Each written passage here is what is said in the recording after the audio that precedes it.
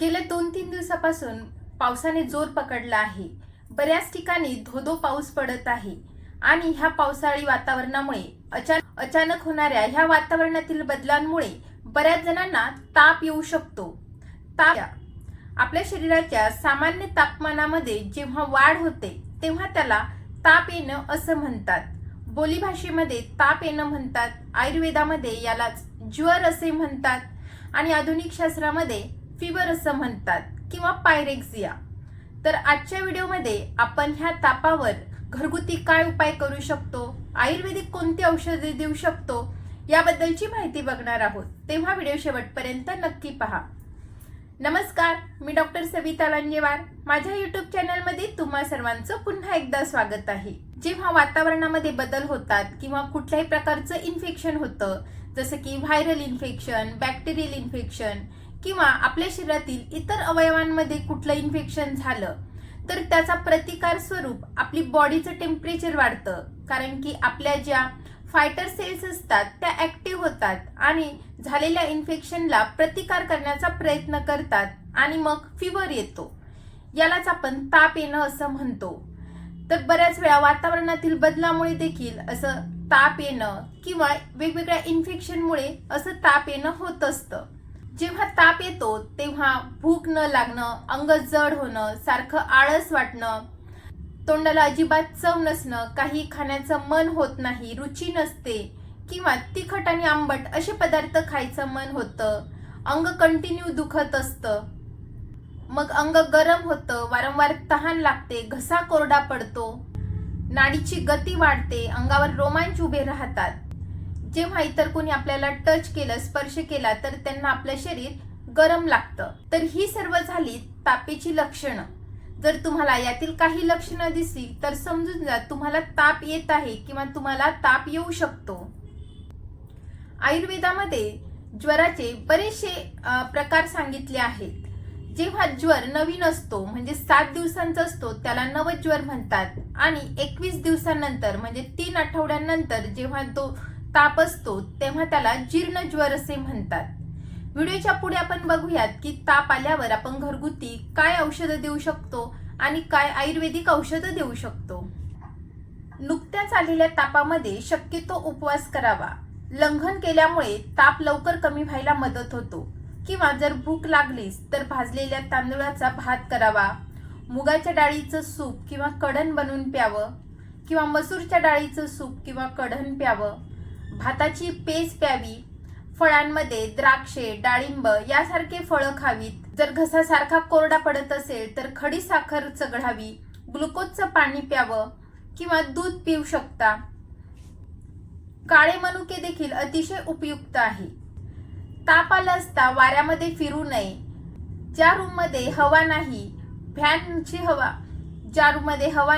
फॅनची हवा किंवा एसीची हवा नाही अशा रूममध्ये बसावं. जमलं तर ब्लँकेट किंवा घोंगडी पांघरून झोपावं, जेणेकरून स्वेदन होईल आणि आपल्या शरीराला घाम येऊन सर्व ताप आपोआपच कमी व्हायला मदत होईल. किंवा मिठाच्या पाण्याच्या पट्ट्या तुम्ही डोक्यावर ठेवू शकता. लहान मुलांचा ताप कधीही चढू देऊ नये. बऱ्याच वेळा लहान मुलांचा ताप मेंदू ज्वरामध्ये कन्वर्ट होऊ शकतो. त्यामुळे लहान मुलांना तापेमुळे झटके येण्याचे प्रमाण बघितले जातात. नवीन तापामध्ये आंघोळ देखील करू नये. बऱ्याच वेळा असं होतं की ताप आल्यावर रुग्ण स्वतः सांगतो मला भूक लागत नाही, काही खायचं मन होत नाही. अशा वेळेस इतर लोक बळजबरी त्याला खायला देतात. कारण की त्यांना असं वाटतं की तापेमुळे मुलाचं किंवा रुग्णाचं बल कमी होईल. परंतु आपलं शरीर आपल्याला स्वतः सांगत असतं आपलं अग्निमांद्य हे तापामुळे झालेलं असतं आणि जेव्हा आपण लंघन करू तेव्हा आपल्या शरीरामध्ये साचलेला जो आमदोष आहे त्याचं पचन आधी होईल आणि आपोआपच भूक लागायला मदत होते. त्यानंतर हलका आहार घेणं अतिशय उपयुक्त ठरतं. बरेच जण ताप असताना हेवी फूड खायला देतात, जसं की चिकन, मटन, ड्राय फ्रुट्स, दही. परंतु हे सर्व पचायला जड असतात आणि अजून अग्निमांद्य करतात. त्यामुळे अशा लोकांचा ताप लवकर कमी होत नाही किंवा तात्पुरता कमी होतो आणि तो अंगामध्ये तसाच दबून राहतो. म्हणूनच ताप असताना कधीही गुरू म्हणजे पचायला जड पदार्थांचं सेवन करू नये. तर बऱ्याच जणांना असं वाटतं की आपण काही खाल्लं नाही तर शौचास होणार नाही, म्हणून ते विनाकारण खात असतात. परंतु असं नसतं की आपण काही खाल्लं तरच शौचास होणार. शौचास जर व्यवस्थित झाली तर ताप आणि बाकी इतर लक्षणे देखील आपोआप कमी व्हायला मदत होते. बरेच जण तापेची औषधे घेतात. एक दिवसात ताप जर कमी झाला तर पुन्हा ती औषधं घेत नाहीत. परंतु ताप गेल्यानंतर देखील किमान अजून 1 किंवा 2 दिवस तरी तापेची औषधं घ्यावीत. नाहीतर काय होतं की बऱ्याच वेळा ताप जातो आणि औषधं बंद केल्यानंतर 2-3 दिवसांनी पुन्हा ताप येतो आणि असं वारंवार होत गेल्यास तो ताप जीर्ण होऊन जातो आणि म्हणूनच ताप गेल्यानंतर पुन्हा 1-2 दिवस तापीची जी घरगुती औषधं आहेत ती घ्यावीत. खरं तर ताप म्हणजे हा स्पेशल आजार नाही, परंतु बऱ्याच आजारांमध्ये असणारं कमी जास्त प्रमाणात असणारं एक लक्षण आहे. तर तुम्ही ताप आल्यावर घरगुती पुढील औषधांचा वापर करू शकता, जसं की तुळशीच्या पानांचा काढा बनवून त्यात विलायचीची पूड चिमूटभर पूड टाकून त्याच्यात खडीसाखर घालून जर पिलं तर ताप लवकर उतरायला मदत होते. किंवा जर तुम्ही अडल्ट असाल तर तुळस घालून बनवलेला चहा देखील पिऊ शकता. लहान मुलांना 2 चमचा तुळशीचा काढा तुम्ही देऊ शकता किंवा तुळशीचा रस प्यायचा असेल तर लहान मुलांना 1 चमचा तुळशीचा रस आणि मोठ्यांना 3 चमचे तुळशीचा रस सकाळ दुपार संध्याकाळ देऊ शकता. ताप आल्यावर बऱ्याच जणांची जीभ पांढरी होते, त्यालाच आम असे म्हणतात, त्यामुळे भूक लागत नाही. अशा वेळी मध घालून तुळशीच्या पानांचा अर्धा चमचाभर रस सकाळ संध्याकाळ जर घेतला तर तोंडाला चव यायला मदत होते, तसेच भूक लागण्यास देखील मदत होते. फ्रेश अशा आल्याचा काढा बनवून त्यामध्ये पुदिन्याची पानं टाकावीत, तसेच मध देखील तुम्ही टाकू शकता.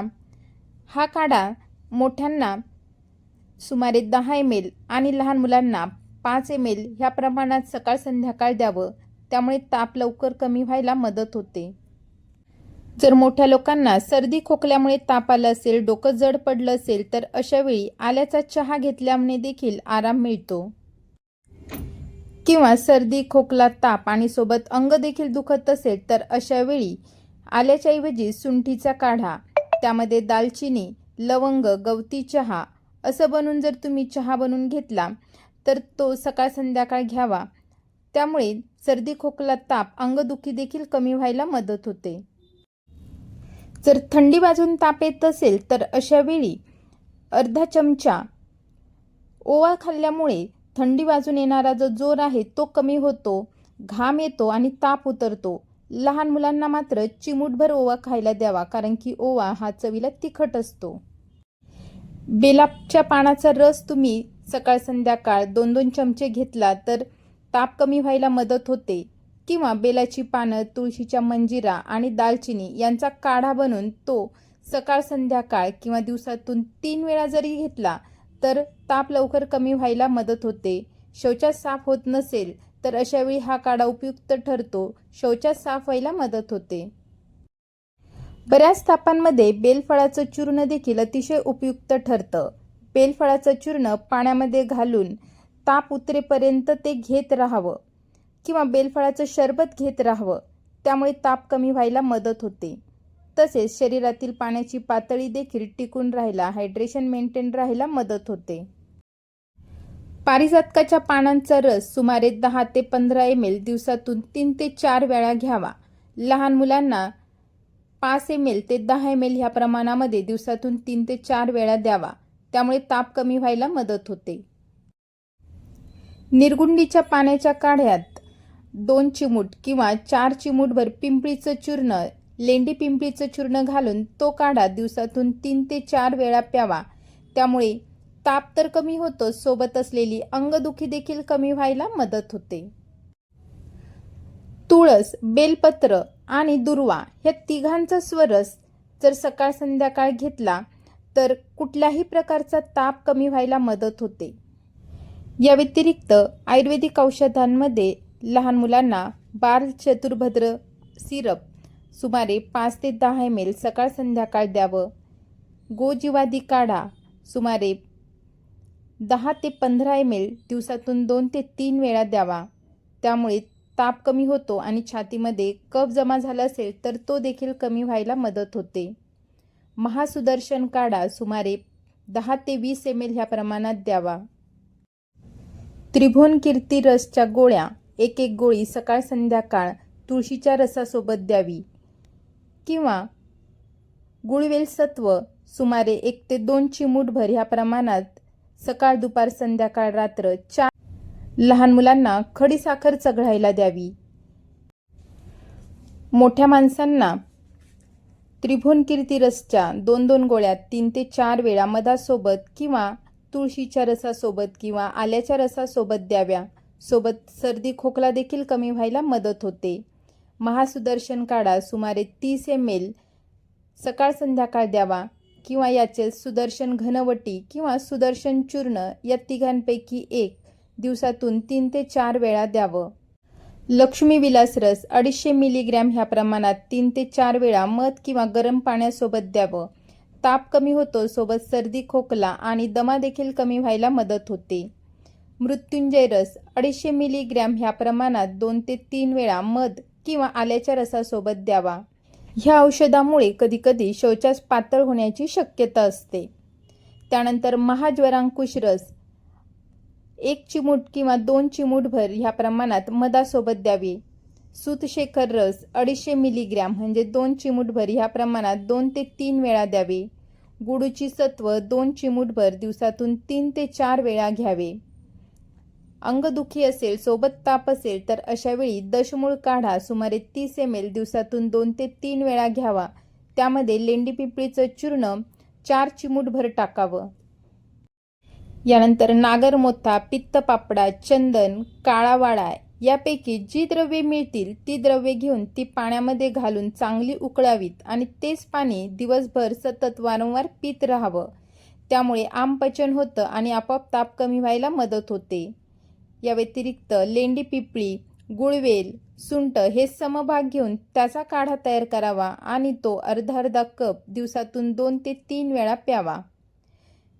किंवा शतावरी, गुळवेलचा स्वरस 2-2 चमचे गूळ घालून एकत्र करून ते दिवसातून 2 ते 3 वेळा प्यावं. जर तुमचा ताप खूप दिवसांचा आहे, 3 आठवडे उलटून गेले आहे, जीर्णज्वर झाला आहे, जुन्या तापामध्ये पुढील प्रमाणे चिकित्सा करावी. ह्या तापामध्ये अशक्तपणा देखील येतो, त्यामुळे अशक्तपणा जाण्यासाठी देखील पुढील उपाय करू शकता. आरोग्यवर्धिनी 500 मिलीग्रॅम ह्या प्रमाणात 2 ते 3 वेळा च्यवनप्राशासोबत द्यावी.